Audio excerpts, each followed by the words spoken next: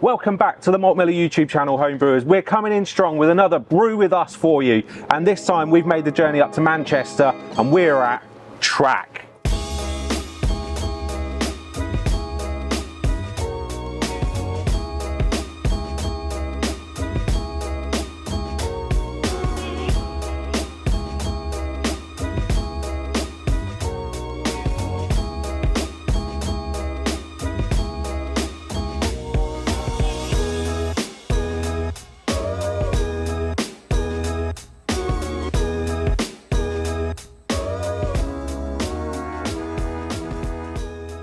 Now this is a slightly different Brew With Us, isn't it, Joe? We've kind of ripped up the rule book that we normally have and thrown it out the window. What's different about it? Okay, so normally we go to a brewery, we take one of their core recipes that they're generous enough to give us, and we brew that beer with them. We then give you guys that recipe so you can brew the beer.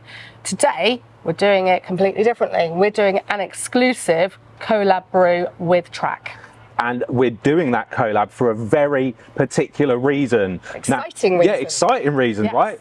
You will have seen we are putting on our very first beer festival with the awesome Johnny and Brad from Craft Beer Channel. It's called Love and Beer, and it's going to be at Hackney Brewery on September the 14th. If you haven't already got your tickets, follow the link in the description. Make sure you come along. We'd love to see you there. It's going to be an awesome day where there's going to be not only us and the Craft Beer Channel guys there celebrating beer, home brewing and everything we love about this industry and the hobby, but also there's going to be some really exciting collabs being brewed for the event with some of the UK's most exciting breweries. Yeah.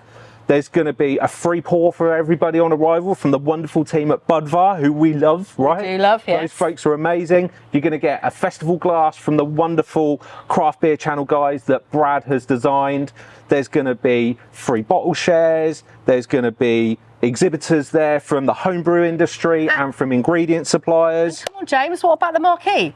Well, yeah. Wow, the marquee, this is special. Yeah, so we are being very generously supported by the homebrewing community. We're going to have some of the UK's most exciting and capable homebrew clubs there, serving up some of their brews so that all of the people that attend the event, whether they're homebrewers or not, will be able to try some of the UK's best homebrew and get excited and inspired and learn from this awesome community. So like we said, if you haven't already, follow the link in the description. Make sure you grab a ticket. We can't wait to see you there. Okay, James, let's stop chatting. Let's get inside. Let's get brewing.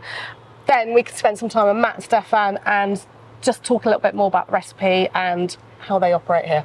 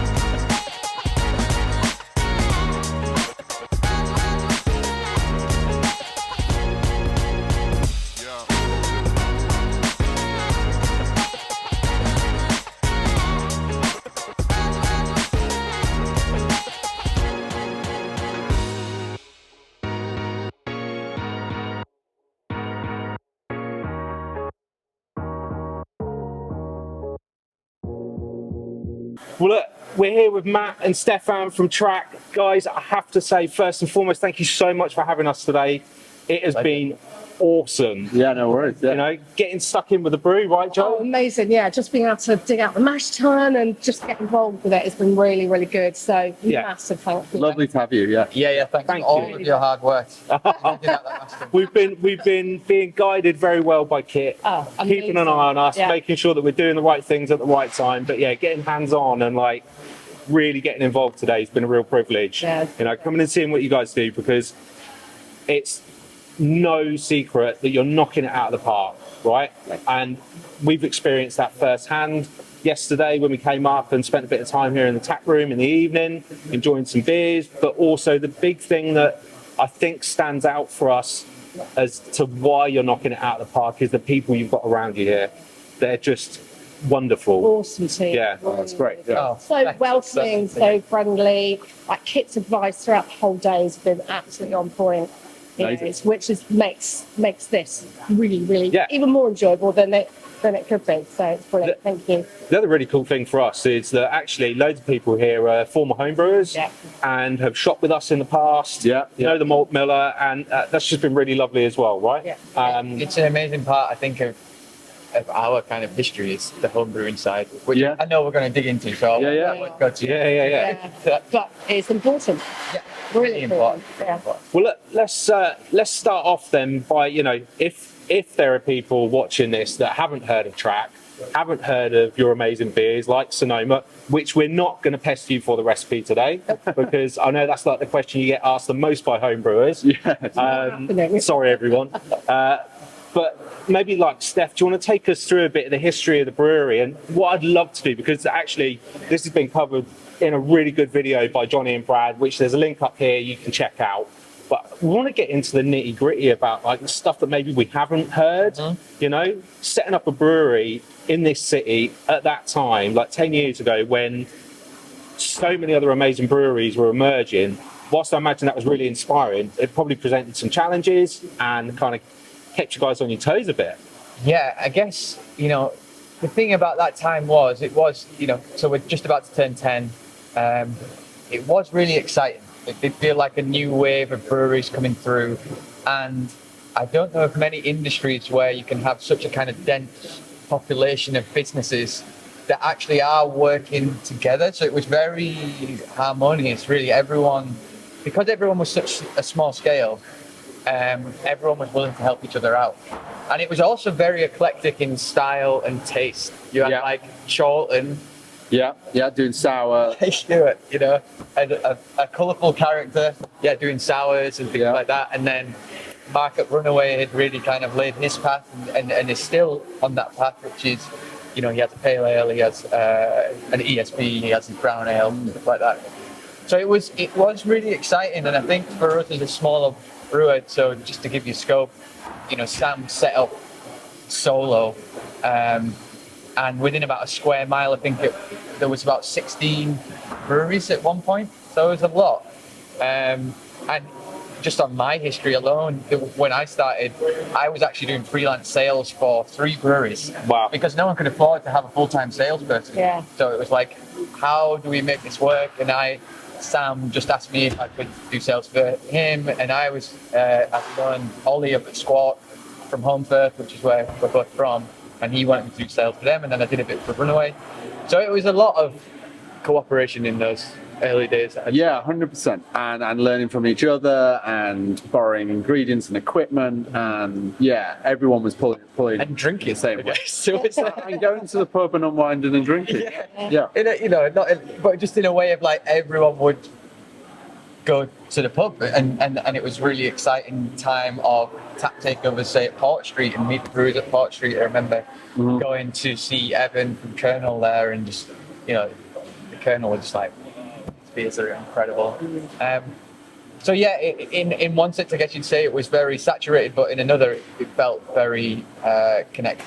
There's a lot of energy. A lot of energy. Yeah. The other thing that I picked up when I was rewatching Johnny and Brad's video, right, and this is definitely for you, Stefan, right?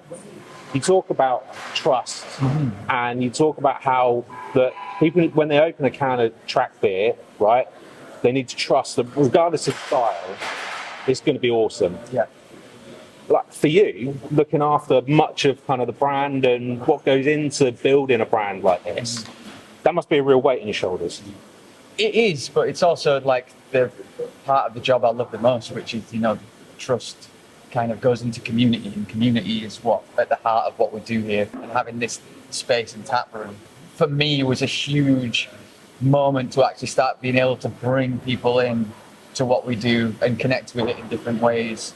And I have every faith, you know, we have an awesome brew team. Matt, I've seen grow as a brewer since the start, and we hold ourselves to a really high account. You know, we're really critical of what we do in a productive way, I'd say, because I've never been a brewer, but I'd like to think that I can speak about beer in a in a way that Matt can understand, and he respects the opinion that I have. As with the rest of the team as well, we're all kind of, and having the tap room again means that you can really just try it on the bar straight away. You can get the input from the customer.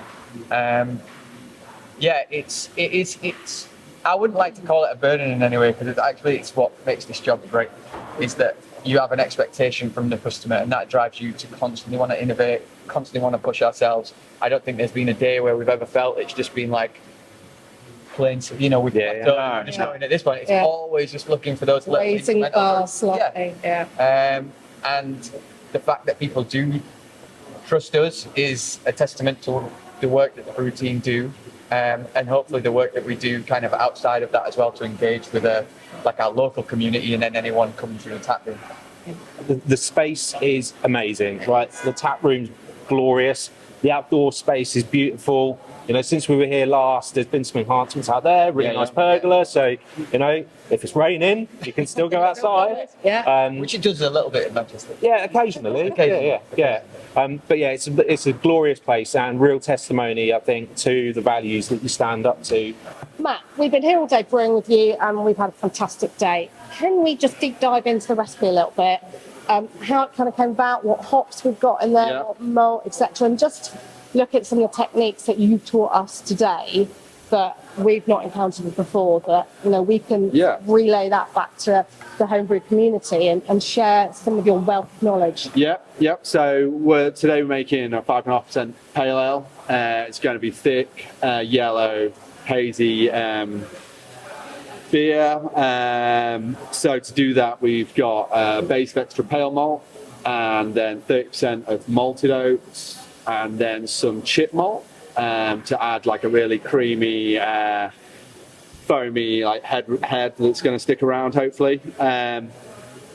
So to get that, we mashed it quite high because we're going to want some body in the beer towards the end. So to get higher finishing gravity, so 1018, 1020, we're mashing at 72 degrees. So it's a little bit out of the ordinary, out of what textbooks might say, but that's going to work for us. Holds our finishing gravity up where we want it to be.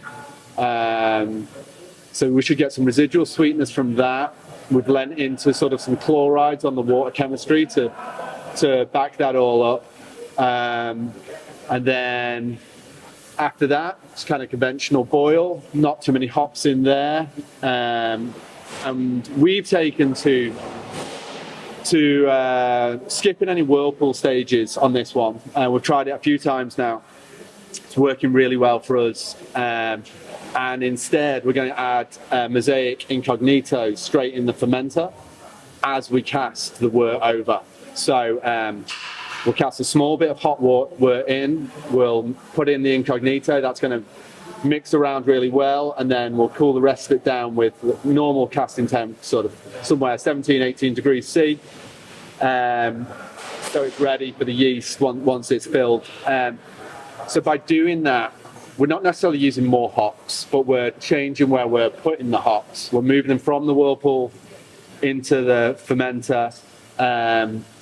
And that means that we're getting all of that incognito in the beer. It's going to fully saturate in there. And we should get some amazing flavors and aromas coming off the fermentation, even before we've dry hopped it. Wow.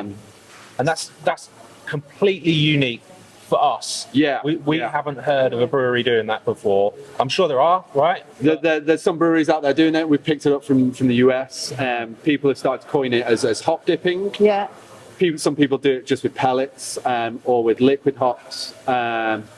But yeah, it really amplifies that hop character and drives the hops forwards. And you're not losing anything either, are you? You don't lose anything. You're getting 100% back from that flavour. Yeah. It's increased efficiency, and it really lends itself to this hazy, hoppy sort of style perfectly. So yeah, that's going into the FB. We're going to ferment it with WHC saturated, which is a London Ale 3 strain, which I really love. If you dig deep into the London Ale 3 story, that goes back to Boddington's, Manchester Ales. So I feel attached to that. That will give you that creamy mouthfeel, that glorious head retention. So it's perfect for this style. And then as we get to the end of that, we'll dry hop it with some Citra, Citra Lupomax, Galaxy and Vixie. Nice. So we always, not always, but a lot of time we like to mix the American with like a New Zealand or Australian hop. Yeah. We get this really good tropical fruit sort of flavour going on. It's a pale ale, so relatively restrained dry hopping. I think we're at 10, 12 grams a litre, somewhere around that. Hopefully it should be popping. I think it's going to be amazing. Yeah, undoubtedly it will be, right? It's just, for us, so intriguing to come and see some different techniques. Yeah.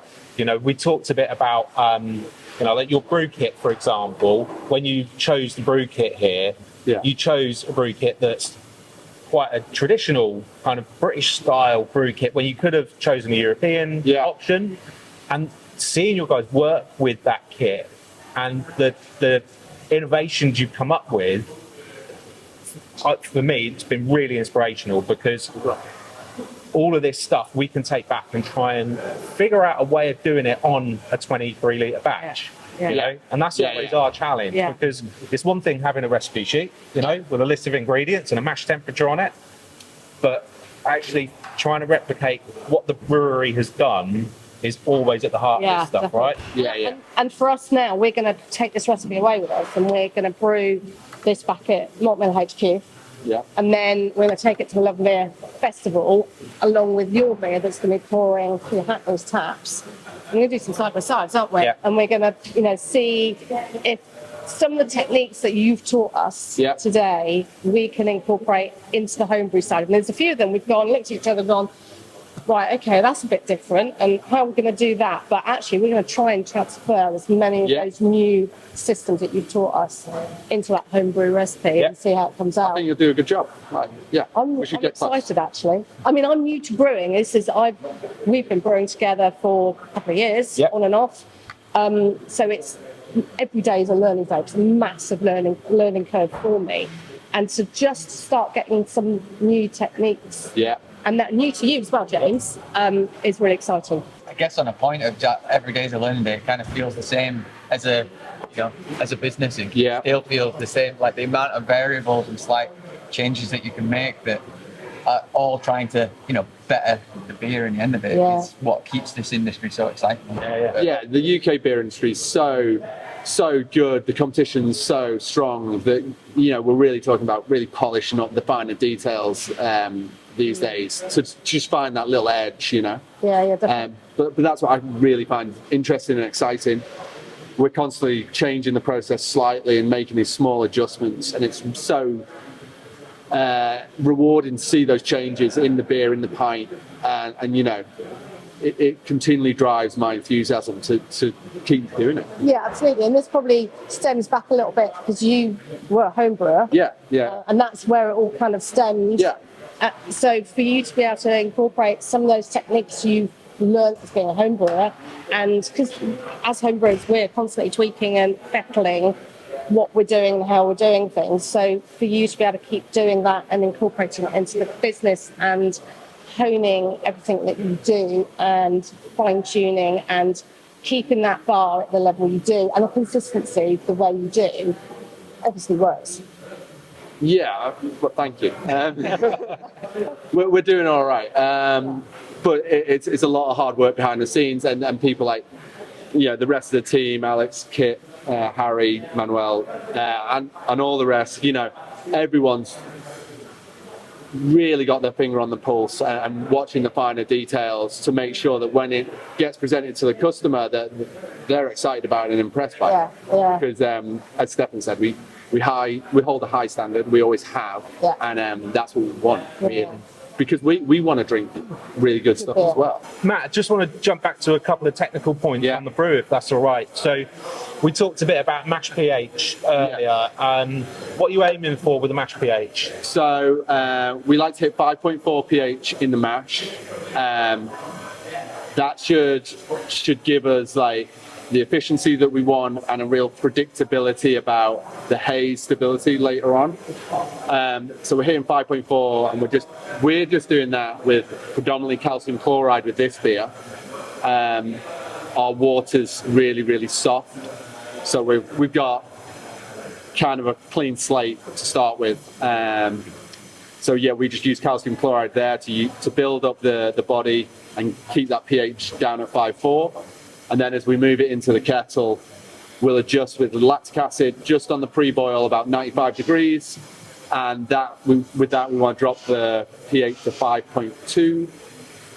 And by doing that, we should get an optimum hop break, protein break.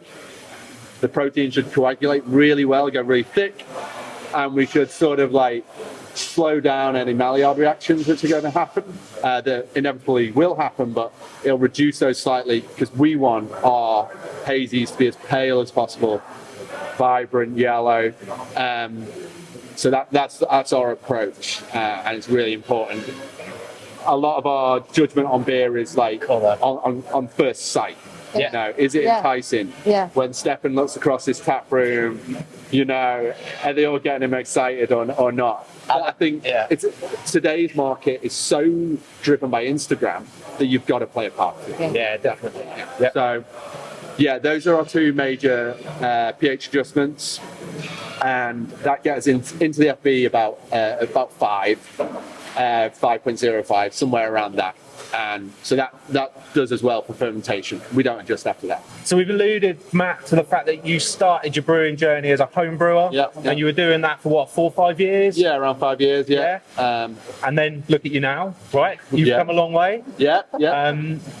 One of the things that always stands out for me about Track is the range of beers that are on the board here, or in your web shop, or indeed that we sell. Right? Having a background as a home brewer, I'm sure has probably influenced your desire to brew loads of different types of beers, because that's actually most home brewers will brew lots of different types of beers throughout the year.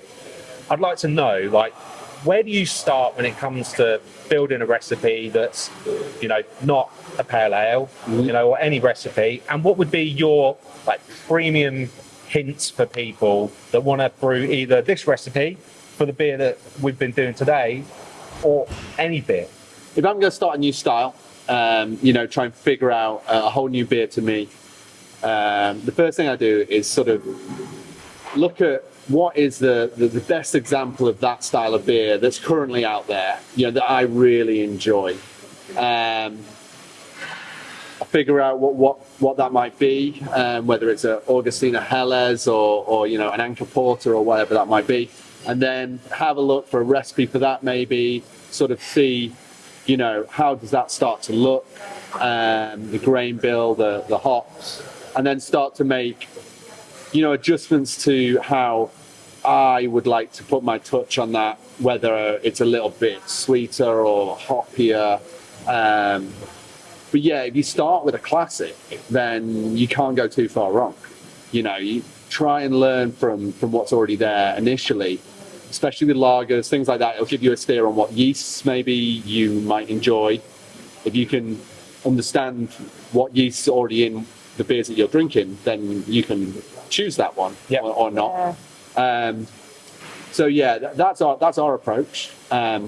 When we try and hit like a Munich Helles or an American Brown, we try and do it in a classic way. We had a West Coast beer called Managing Expectations, which was all about that. If I'm buying a West Coast beer, it needs to be bitter, it needs to be bright, it needs to be hoppy. Yeah. You know, and if it's not that, then people might be upset that West Coast isn't what they thought. So we'll make people happy if they buy what they were expecting. So yeah, when we hit new styles, we're trying to hit in a classic way, just with a modern touch, and in the best possible quality that Track can do. So yeah, to that extent, we start putting New Zealand hops in our West Coast, you know, maybe doing them DDH, you know, involving Peterine or Nectar on some of the newer, exciting varieties, alongside Simcoe and Cascade and the classics. And then in that way, you can do something which the old school drinkers find, you know, rewarding and great, and some of the newer guys get excited by, because actually I've kind of forgotten about West Coast, and these are pretty cool as well, aren't they? So yeah, when we went out hop selection, it was really I guess in a way surprised, and I shouldn't have been, to go to bars and there was like 2 hazy beers on the board and 13 other beer styles. Yeah. Oh, I remember this. This is choice. Yeah. And the UK used to have that 10 years ago. Yeah. And now it's just yellow haze. So we're trying to like bring that back round, have something for everyone. And that means us deep diving into loads of new recipes, which is super rewarding for both myself and hopefully the brewers to have a new challenge every week, every other week. And yeah, introduce some of the newer drinkers to beer styles which weren't around when they started. So moving forward on to what can homebrewers do? How can we, what do we need to look after the most maybe? From my homebrewing days, sanitization's got to be number one. I fell a cropper to it many times. So yeah, always do your best to keep everything clean down as best you can at the end of the brew day, because then when you clean it at the start of the next one, you're already halfway there. That will keep off flavors at bay. The way we look at our beer a lot is not necessarily like how we're going to promote the flavors within these beers, but before we get to that, it's like, how do we stop all these flavors getting in there and obscuring what we're trying to show? Because off flavors overridingly will just dominate the beer, and however much you lager it or however much you dry hop it extra, it's there, it's there, and it riddles it. So yes, keeping everything clean, got to be number one. And then looking after that fermentation, you've got around 7 days generally to control fermentation. Temperature control is critical for, again, keeping those yeast flavors where you want them to be, which is generally clean and sort of backgroundy, especially in the summer months like this. If it gets a bit hot, all that yeast flavors start coming forwards, and you can get some real like high alcohol sort of things happening, which are never good.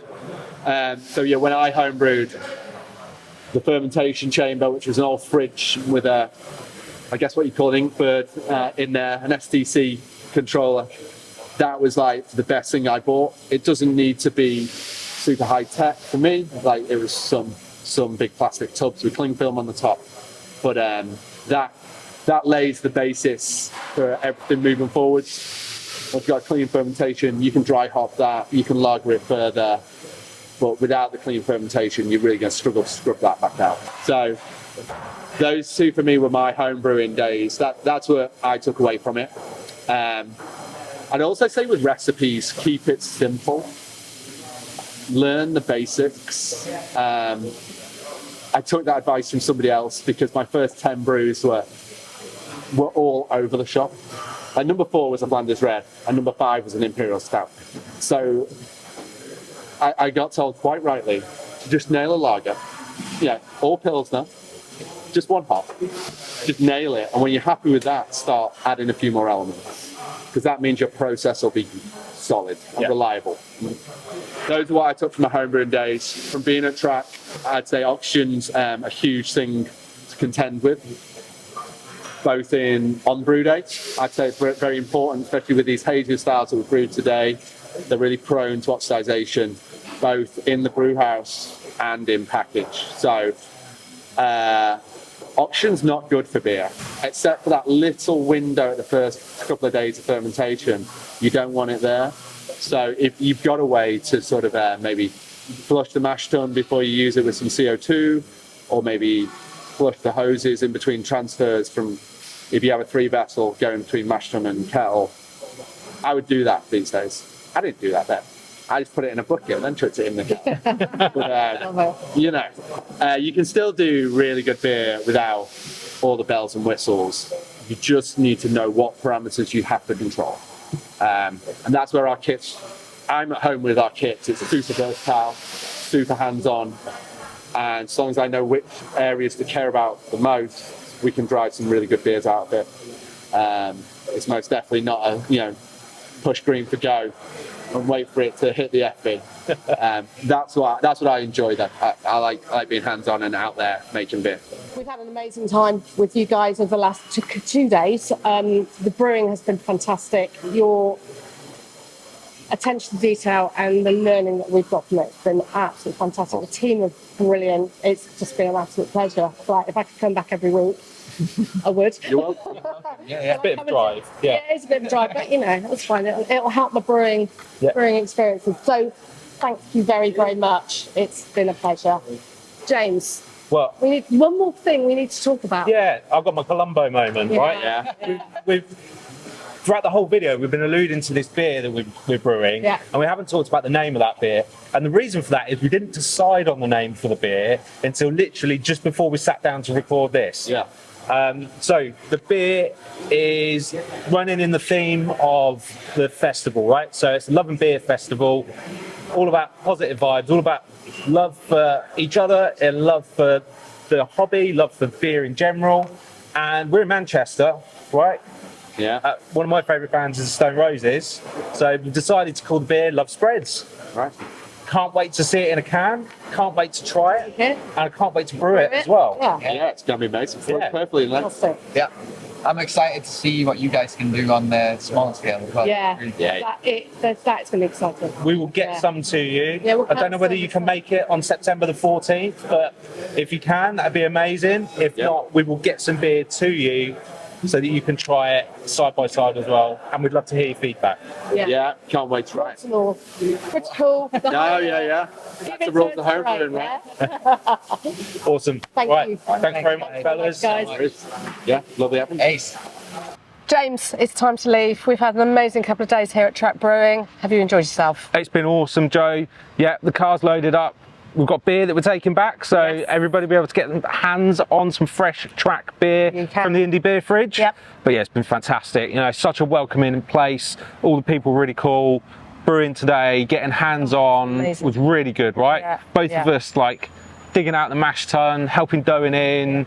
You know, you added all the yeast at the end as well, which is and we really did a bit of cool. hopping as Yeah. well. So yeah, no, had an amazing time. Learnt loads. Yeah, and I can't wait to try Love Spreads. Love spreads, yes, and to brew our own. Yeah. Love spreads. So make sure that you stick around, right? Because if you've got tickets to the event, please make sure that you come along and you try our version of Love Spreads alongside the real thing from Track. Yeah. But also make sure you try all the other amazing collabs that are going to be on offer. And if you can't make it to the event, grab a recipe kit for Love Spreads. The link will be in the description below so you can have a go at brewing this awesome beer yourself. And as soon as it's available, we'll have cans available for all of you to buy as well. Joe, I think last but not least, if you haven't already, subscribe to the channel, hit the bell for notifications so you can stay up to date with everything we're doing here at Malt Miller HQ, and you can find us on Facebook, Instagram, Twitter and X. Have a great brew.